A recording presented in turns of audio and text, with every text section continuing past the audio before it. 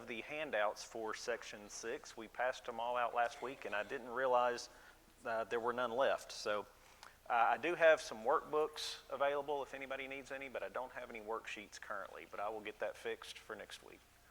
Anybody need the workbook? Okay. All right, so Section 6 in Proverbs, we are talking about friends and friendship. And I want to do a little bit of review. We started talking some about the advantages of friends. And so I'd like to see if we could remember what some of those are. And hint, hint, they're up on the screen here.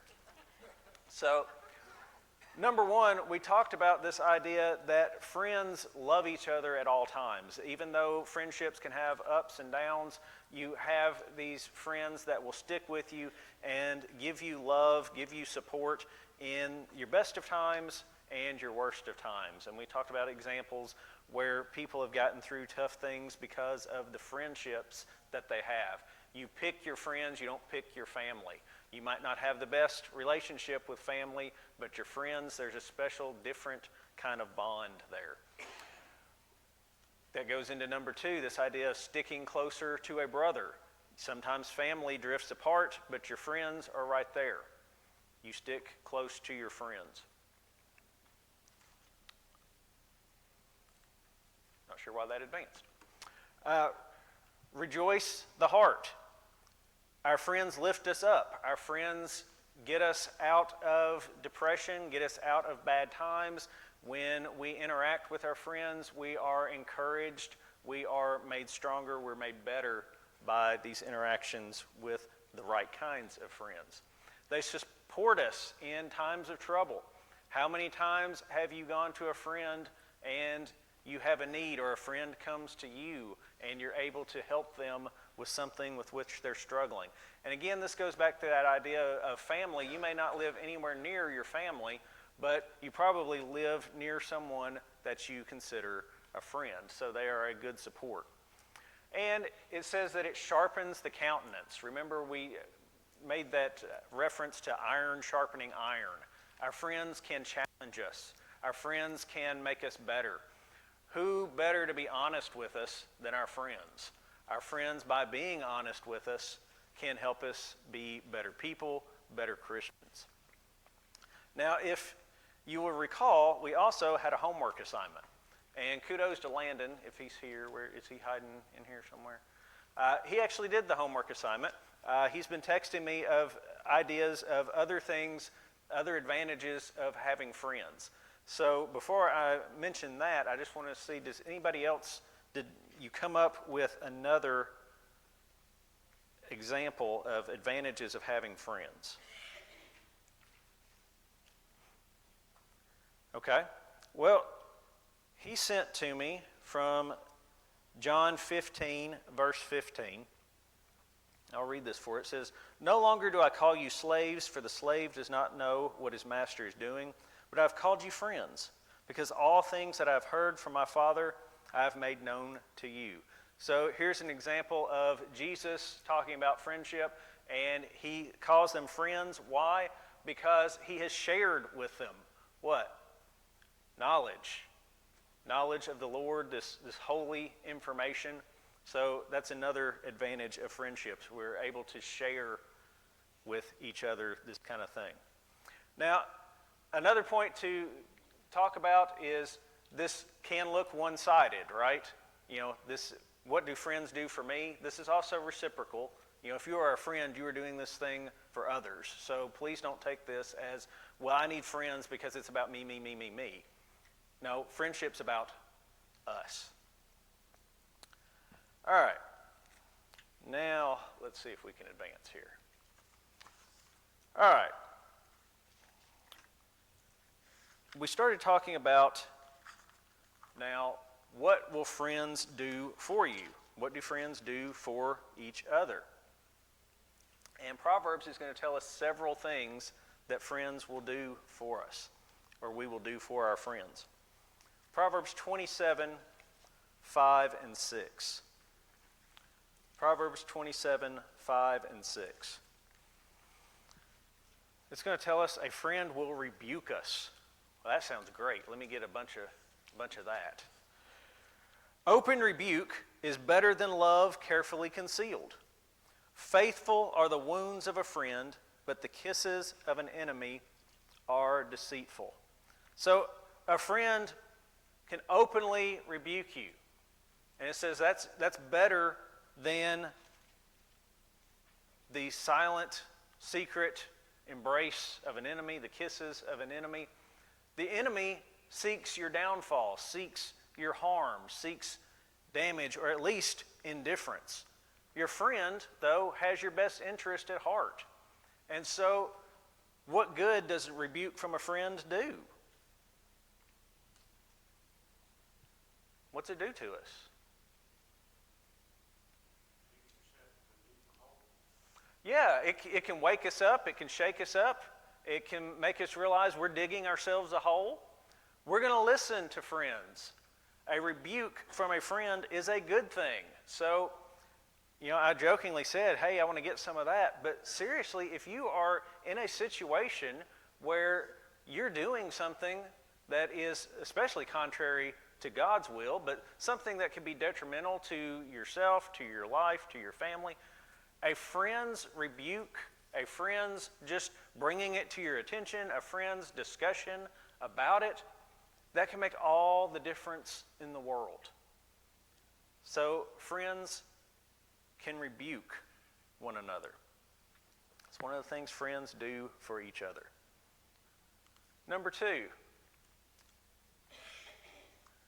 a friend will show pity and support to you. Now we're going to turn to Job for this. Job chapter 6 and verse 14. Job 6:14.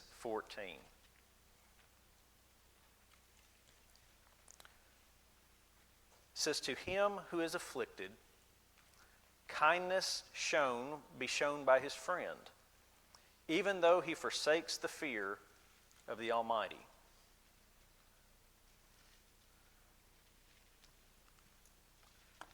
Friends will give pity to one another, even when we are suffering, even when we are in doubt, and I dare say maybe especially when we are suffering or in doubt.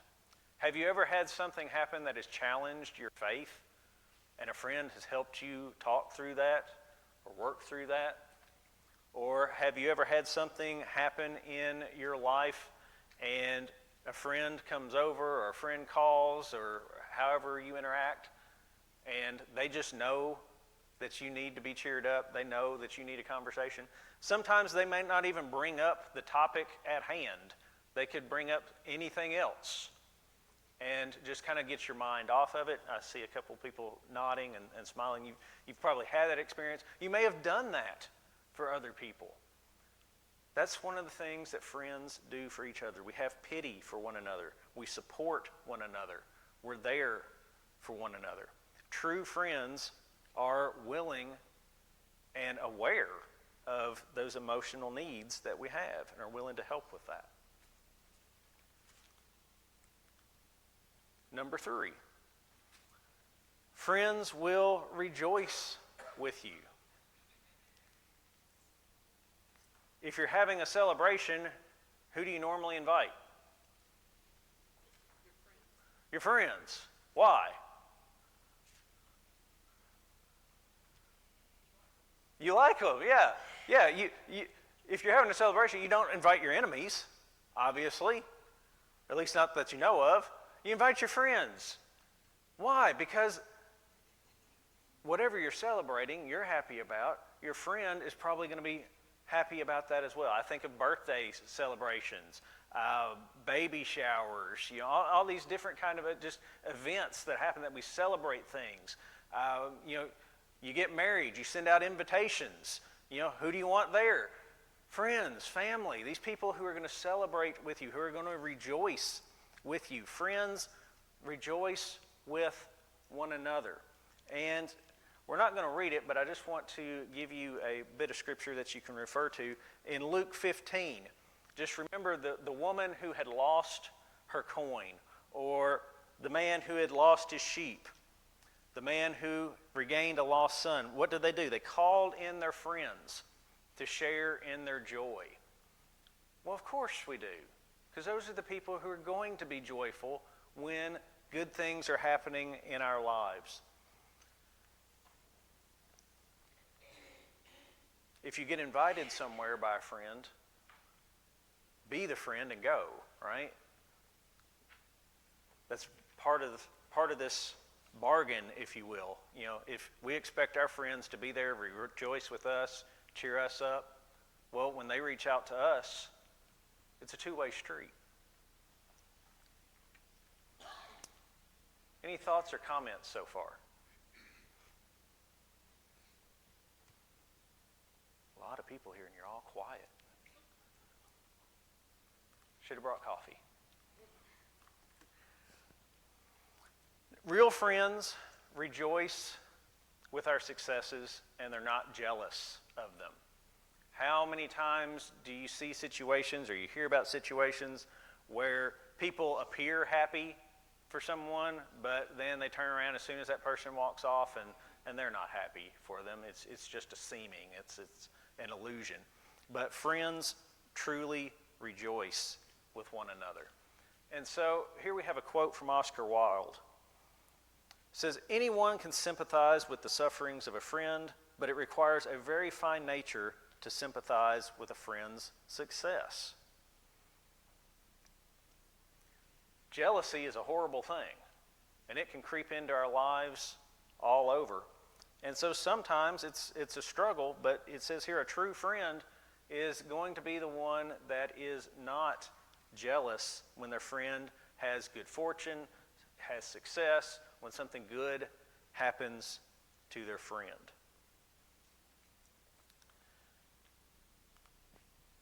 Friends will lay down their lives for you. John 15:13. Probably most of us could quote this without turning there. John 15:13.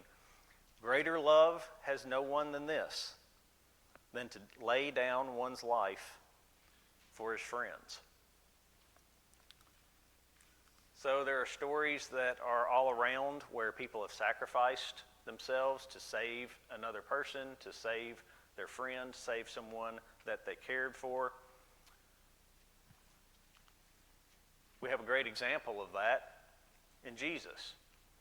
Jesus did that personally for each and every one of us. When we talk about friends, there's the ultimate example, Jesus being a friend to us. He died for every single one of us. Now, we also know he died for all of us collectively, but you can truly personalize that. Yes, it's true, he died for all of us, but had none of y'all sinned and I did, Jesus still would have gone to that cross. He died for me. He died for you and you and you. He died for every single one of us individually. The ultimate expression of love and friendship. So, he teaches us to love all as friends to the same level. Turn with me to 1 John 3, verse 16.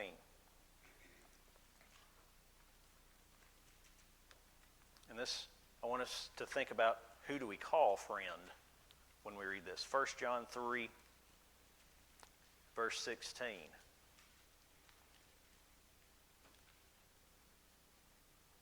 says, by this we know love, because he laid down his life for us, and we also ought to lay down our lives for the brethren. All right, so John 15, verse 13, he wrote, greater love has no one than this, and to lay down his life for whom? His friends. Here, 1 John chapter 3, also we ought to lay down our lives for who? Our brethren, our brothers, our sisters. Is that coincidence? Is there a connection there? Somebody said, sure, yeah. The brethren, these are people we should consider our friends. We are friends here. We are brothers and sisters in Christ. We are family, but we are friends. We ought to be willing to lay down our lives for our brethren. Why? Because Jesus, the ultimate friend to each and every one of us, was willing to do so for us.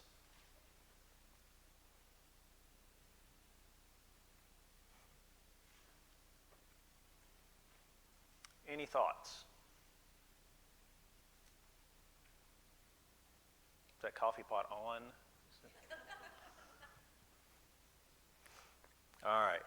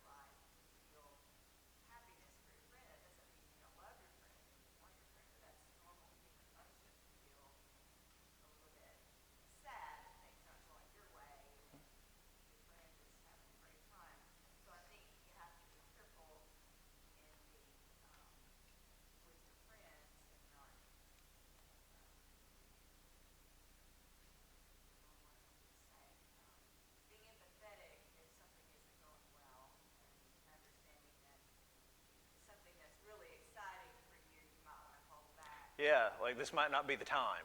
Yeah.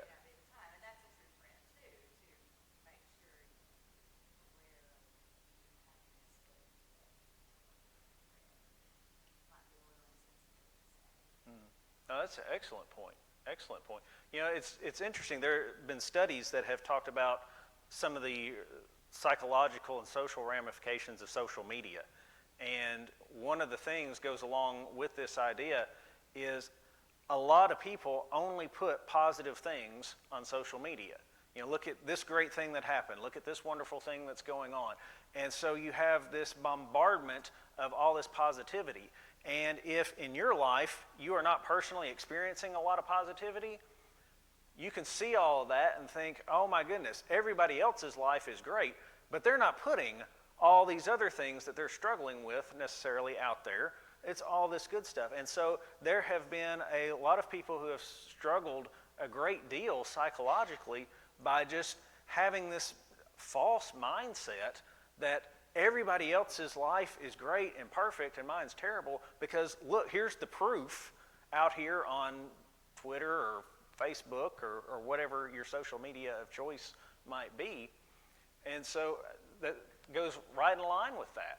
You know, it's an interesting phenomena that some people choose to only share the good, and that we choose that for different reasons, but it can end up having a negative effect and impact. Of course, that begs the argument, if you only post negative stuff, then you get people, you know, I mean, that's a whole other barrel of monkeys. All right, good thoughts. Anything else? This idea of laying your life down for others is reflected a lot in the military. I've never been in the military, but you hear so much the band of brothers and the brotherhood among them, and I think we should also recognize that we're in spiritual warfare. This is our band of brothers. We band together and support each other and go out into the field and drag the other one back in. Right. Yeah, and it's easier said than done. You know, and you mentioned the military. I also think of like firemen, policemen, you know, first responder type, you know, people who end up forming these very tight bonds in very, very dangerous kind of environments or jobs. You know, most of us, I don't think, are living in and working in positions where we're at risk every day. You know, this idea of putting my life on the line, that's a harder sell. You know, that's a hard thing to think about. Maybe not physical risk, but we are all in spiritual risk. Oh, every day. Absolutely. I agree with that. All right, well, let's see what Proverbs has to say about how to get friends. If we see that there are advantages of friendships, and friends will do all these wonderful things for one another, then maybe we ought to know how to acquire friends. And so the Bible is going to give us advice on developing not just any old friendship, but good, healthy friendships. And so it's going to tell us some things that we can do, it's going to give us some warnings of things that perhaps we should avoid in this endeavor. And so the first one I want to talk about comes from Proverbs 19. Proverbs 19 and verse 6. And so the idea behind Proverbs 19:6 is that some people try to buy friendship. It says, "Many entreat the favor of the nobility, and every man is a friend to one who gives gifts." So we have two things going on here in that short verse. So first of all, we don't use the word entreat very much. What in the world does it mean to entreat the favor of someone? Seek, try to gain. Right, so we don't use that. It doesn't mean give them a treat. It's not like a dog biscuit kind of thing. To seek after, to ask for, to try to acquire or gain the favor of the nobility. Well, we also don't talk a whole lot about the nobility. In our society, we really don't have nobility, but what would be the equivalent in our society? The wealthy. Yeah, so let's put this in terms we better understand then. It says, many seek the favor of the wealthy. Why? Yeah, they want wealth too. Hey, this person has money. Maybe they will give me some of it, or they will spend some of it on me. And so they are seeking the favor. So the warning here then really is for the person who may be wealthy, right? What are the motives behind the person who is seeking your favor? Is it true friendship, or is it just in this seeking of wealth? So many will seek the favor of the wealthy, or many entreat the favor of the nobility. And it says, and every man is a friend to one who gives gifts. Every man is a friend to one who gives gifts. People line up when people are giving stuff away, don't they? Doesn't matter what it is. You can do an experiment with that. Just get you a sack full of really just junk, but you start handing it out, people will flock to you. It doesn't matter what you're giving out. Now, they might not be happy with it after they acquire it, but they're going to come find out what it is you're giving away. So every man is a friend to one who gives gifts. If you give someone a gift, they might be motivated to hang around or come back to get another gift. They may not really care about you. They may not be truly willing to do all these things that we've been talking about with the friendship. They might just want the gift. And so God is warning us here the dangers of friendship and trying to acquire friendship with money. If you're trying to, hey, I will pay you to hang out with me, that's not friendship. Hey, why don't we go do whatever? I'll buy all the tickets. I'll do this. I will do all of that. Now, friends do buy things for one another. I'm not saying, a friend should never accept a gift from another. But the warning here is if you have wealth or means or the seeming of wealth and you've got people flocking to you, you need to evaluate their motives, your own motives, and think through these interactions. It's not also just the protection of the people who are coming to you wanting something, but you can turn it around. There's also people who give it out because they're trying to buy that. They want friendship. Right. Yeah, and that is not going to buy what we truly need in a friendship. It might buy the presence of people, Sure, you might be surrounded by people, but are they the people who are going to be doing the things we just talked about that kind of define the aspects of friends? Many times they're not. So this is a warning to us on how to get friends. One way to not go about it is saying, be careful with money and friendship. All right? Turn back a page. Proverbs 18.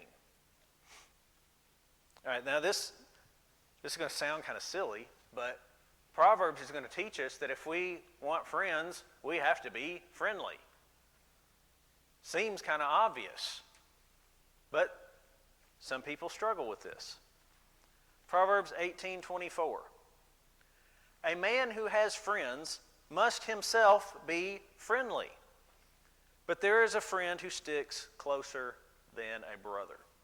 All right, so we're really focusing now on the first half of this. We looked at the second half of that verse last week.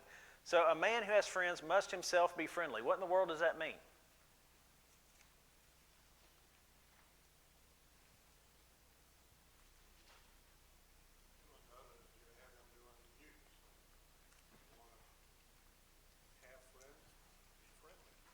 Yeah, if you want to have friends and you want to develop friendships that come with all these benefits we've talked about, you need to be willing to go out and put that into the relationship.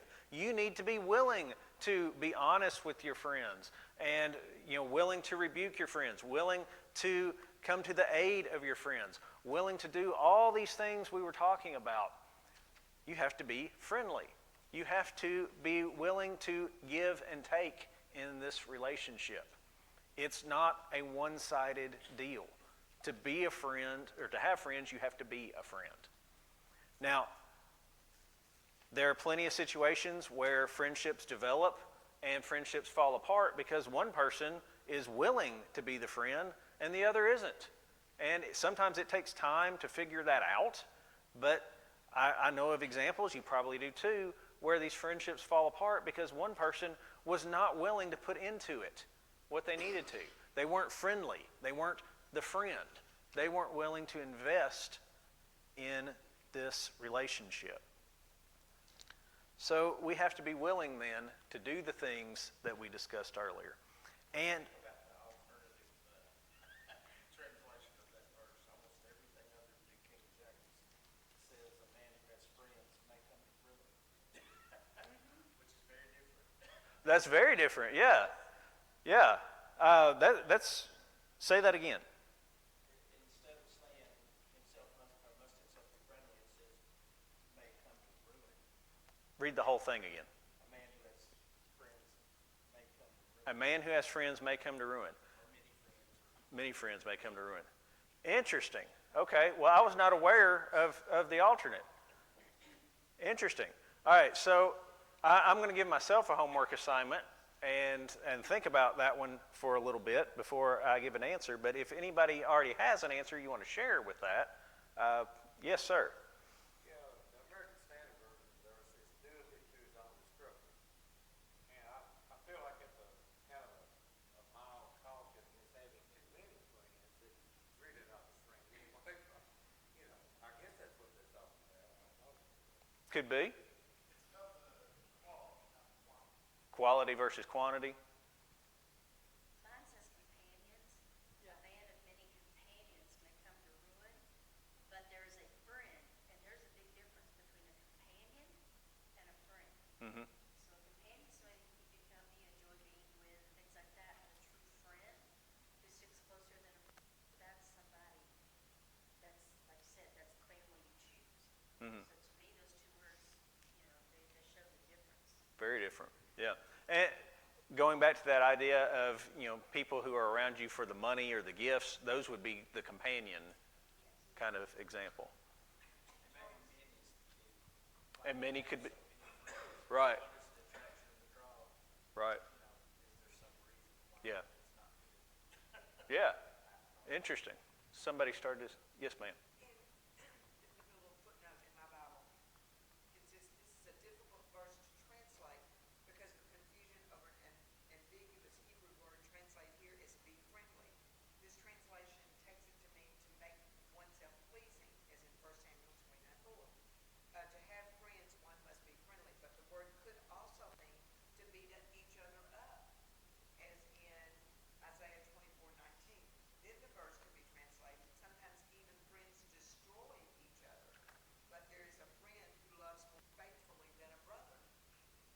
Interesting.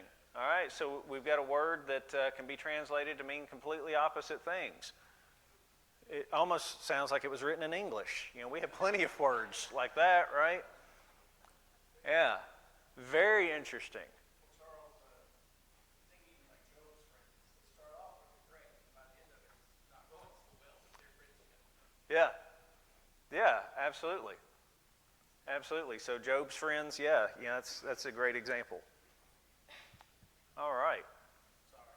No, I love that. That's great. Yes, ma'am. Can somebody read the NIV?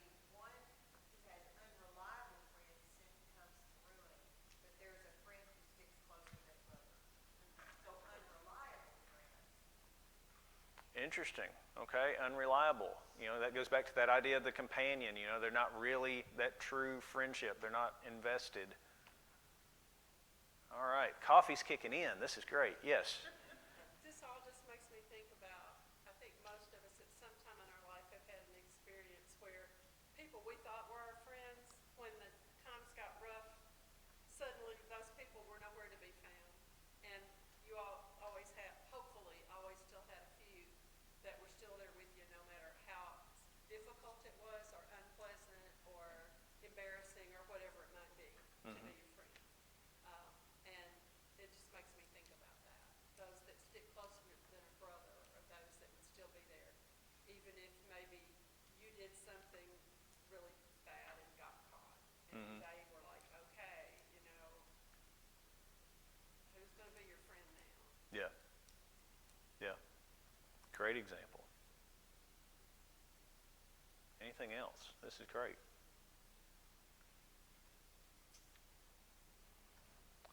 All right. I've lost my place on my page here. Let's see here. Yes. So another thing about this idea of these close friends is that requires a dedication of time. We have to put in the time to get to know one another.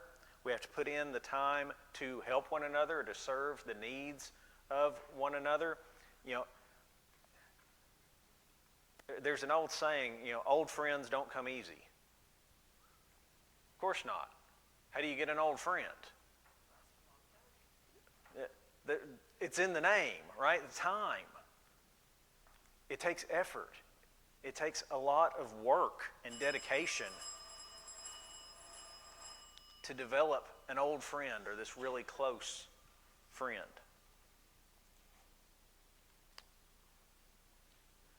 So Proverbs is also going to teach us now in Proverbs 27 in verse 10 that we need to honor our friendships like we've been talking about, but also family friendships. So Proverbs 27 in verse 10 says, "Do not forsake your own friend or your father's friend, nor go to your brother's house in the day of your calamity. Better is a neighbor nearby than a brother far away." Now, we talked about that idea of the neighbor and brother and the distance between last week, but let's focus on the first part of this here. It says, take your own friend, or who? Your father's friend. Well, why not? Who cares who your father's friends are? Well, the Bible's telling us you should. Why? That's your old friend?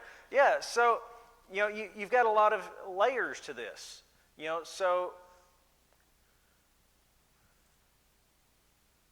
there's this idea of respect and honor due to parents from children. Now, that is a two-way street again, But if your family member has a friend, you should honor that friendship. You should give some respect to that friendship. You should be a friend to that person to the extent that you can. You shouldn't just dismiss that person. There's a connection there. You have a connection to your family. These people have chosen to have a connection to your family member. And you certainly don't want to do anything to destroy that friendship between Right. So if you are dismissive of it or destructive to it, that ramification could also play out in your family relationship. So it's very important to realize that the relationships that our family members have, and I dare say even our friends have, these should matter to us as well. We know how long it takes and how hard it is to develop these true friendships. And so we should be respectful and honoring of those who have those, especially when they are with people that are members of our family. It says, do not forsake them. Now, hopefully we can get this one out before the bell rings. One of my favorites is Proverbs 25:19. Proverbs 25:19. It says, confidence in an unfaithful man in time of trouble is like a bad tooth and a foot out of joint. There's wisdom right there. I love that. Faith in the wrong person, in one of these unreliable people, in one of these companions, in the person who is just there for, what do you do for me? It's like a bad tooth. How many of us have suffered a toothache or some kind of situation? Do you enjoy that? No. And you can't ignore it. It doesn't go away. Or even a foot out of joint. What in the world? A foot out of joint. It's a serious thing to put our confidence in someone who is not a true friend. So if we're looking to get friends, we need to find faithful people. We need to be looking for the right attributes in people. Don't just take anybody who applies. Hey, I want to be your friend. Okay. Well, there's this feeling out period, right? And you've got to start trying to learn about this person. Is this person really true friend material? Now, that doesn't mean that if they're not, you can just be awful to them. That's not what I'm saying. But who you make your true, reliable friend can't just be everybody. You know that. You can have lots of friends. Mm-hmm. You're going to have very few close, loyal friends. Yeah, and I think that goes back to the translation that you were talking about. I think you're exactly right. And now we're out of time. Have you heard that old saying, make new friends, but keep the old, one is silver and the other is gold? I have, yeah. So you've got those that you had that are tried and true, but then you get those new ones. And Yeah. there's nothing wrong with having new friends. Right. As eventually, sometimes they become old friends. Yeah, about keeping those. Yeah.